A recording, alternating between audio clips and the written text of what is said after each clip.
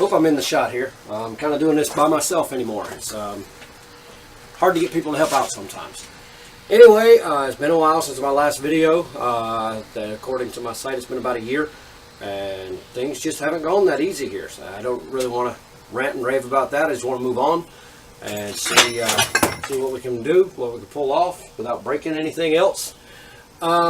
Anyway, welcome to the shop. I got a new project that I need to do. I've got some old projects that I'm going to be finishing up, and I'll be videoing those once I get one of them to a point that that's going to be something interesting for you to watch. But anyway, today I've got something potentially coming up later this year, and there's going to be a cook-off involved in it, and the theme that we're going to be doing is we'll be teaching a class on making railroad spike knives. So, in keeping with that theme, as well as there being a cook-off, that's not the one I'm looking for, I'll be forging a chef's knife out of railroad spike. That's a very bad idea. Okay, well, you're right. So, along with the railroad spike, I'm planning to insert a bit of high carbon steel. It'll be saw blade steel. So anyway, let's see how this works out. It's going to be a fun project, I think. It'll be a learning project. It's going to be somewhat difficult. But what I'm going to start out by doing is taking my portaband and cutting down to a good distance here into the railroad spike. And then we're going to see about firing up the forge, opening that up and forging it out a little bit and getting it ready to receive the bit.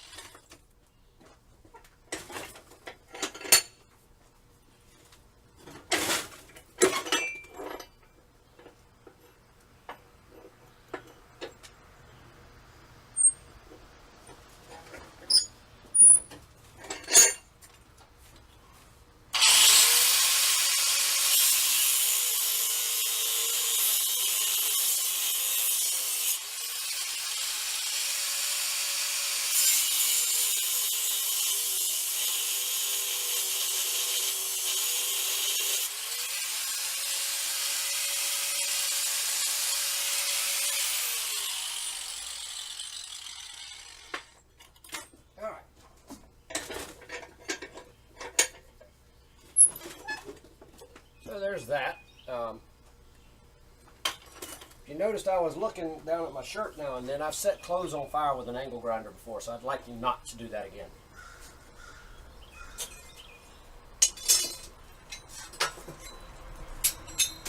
And here's my piece of saw steel that I was actually going to use for something else. Let's see.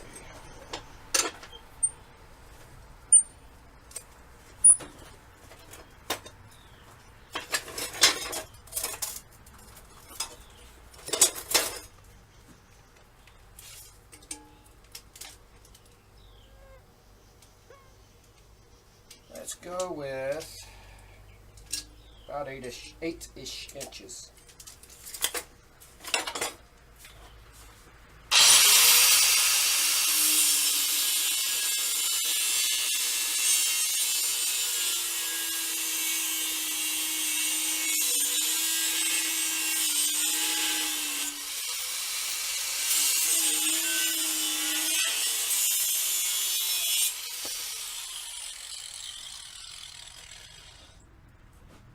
There's probably a little more prep I could do, but for now I'm going to hold off on that. I will need to clean up those parts before I forge weld them, but we'll get to that.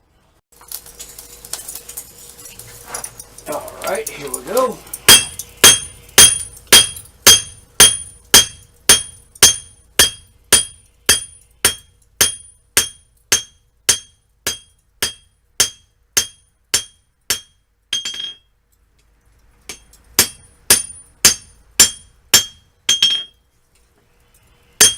Ooh, tongues are getting hot.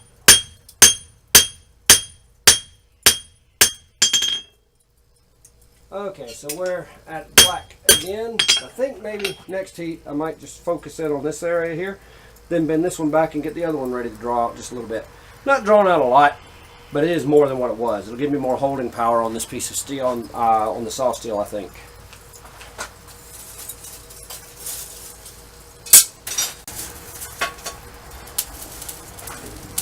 Yeah, I don't think we'll have a problem hitting forge welding temperatures.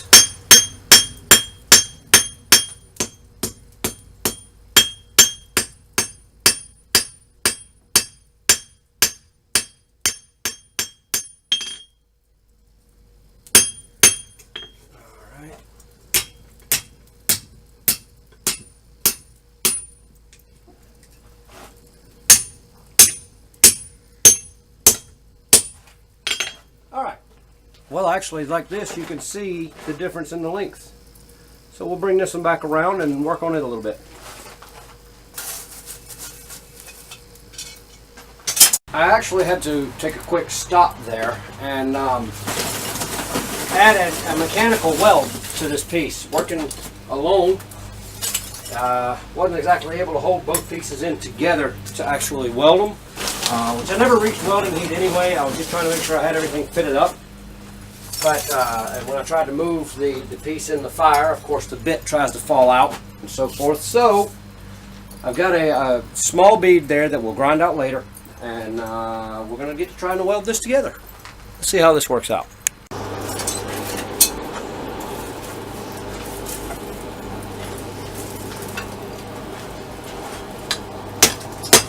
I might have destroyed it.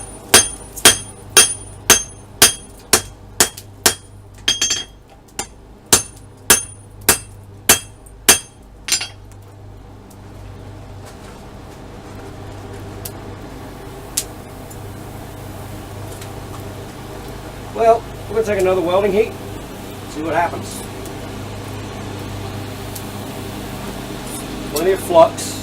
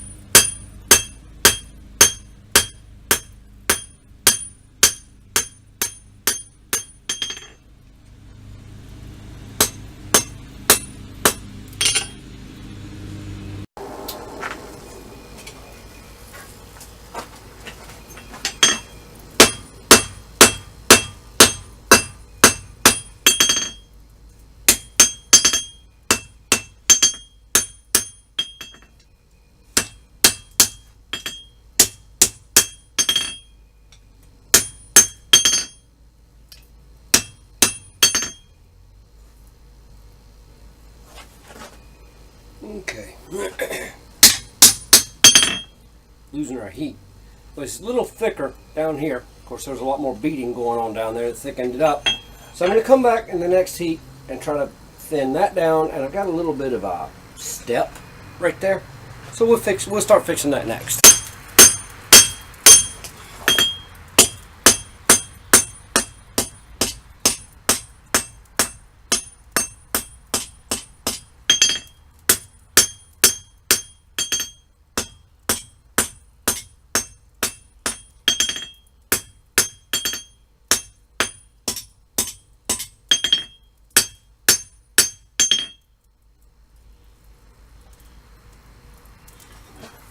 Haha, yeah, that's bent.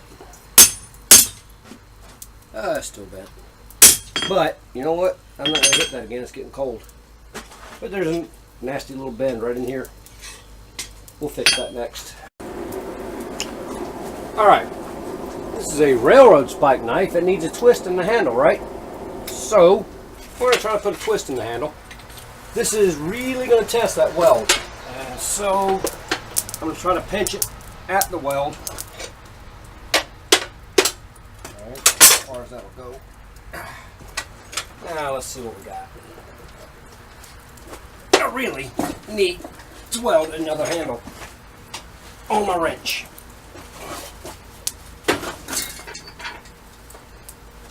I went too far. There we go. Alright, let's go.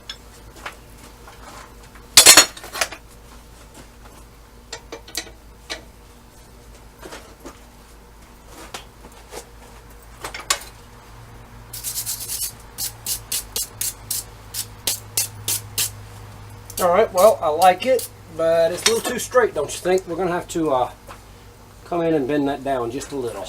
Back into the fire, and we'll be back at the anvil next heat.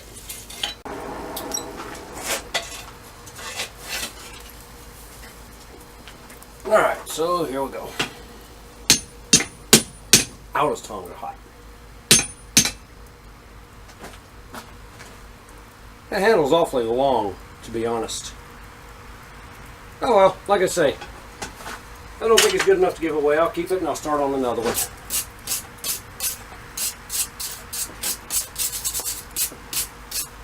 But yeah, there she is, as rough forged. A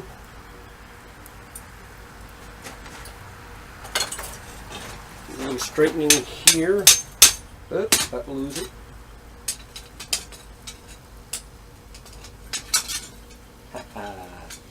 Now I'm going to lose all my heat.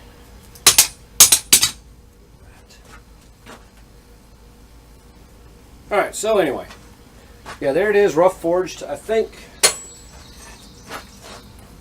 Anyway, just leave it right here a minute. I've got to do some serious work on my Hardy tools or my Hardy hole or something here. Things don't come out like they go in.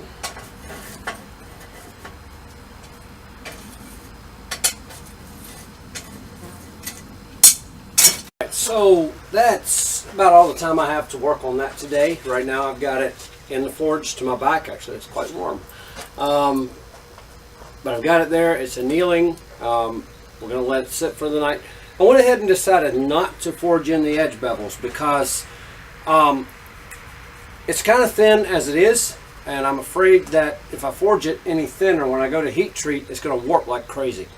So I'm just going to leave it as is. I'm going to, in the next video, I'll be rough grinding it, and hopefully we'll be marking it with my maker's mark and heat treating from there.